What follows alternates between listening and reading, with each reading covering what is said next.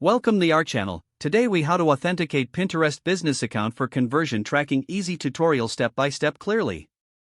To authenticate your Pinterest business account for conversion tracking, start by logging into your Pinterest account.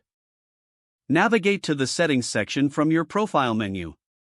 Scroll down to the claim option. Here, you will find options to claim your website. Enter your website URL in the provided field. Click on the Claim button to initiate the verification process. Pinterest will then provide you with an HTML tag or a TXT record. Copy the provided HTML tag. Next, access your website's backend, where you can add HTML. Locate the header section of your website's code. Paste the HTML tag just before the closing /head tag. If you choose the TXT record option, follow your domain provider's instructions to add it. Save the changes made to your website. Return to your Pinterest settings and click on the Claim button again.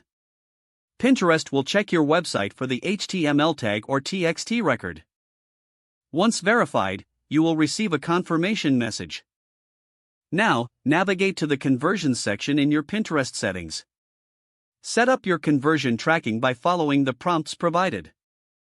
Choose the events you want to track, such as page views or signups. Follow the on-screen instructions to finalize the setup.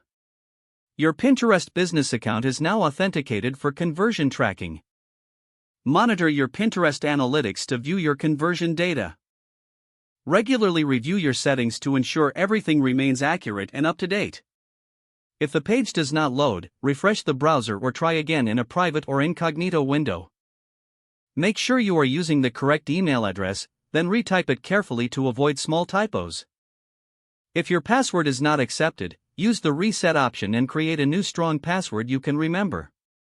Check your spam folder for verification or security emails, then complete any requested confirmation steps. Enable two-factor authentication if available to improve account security and reduce unauthorized access risk. Don't forget to like this video and subscribe to our channel for more step-by-step tech guides.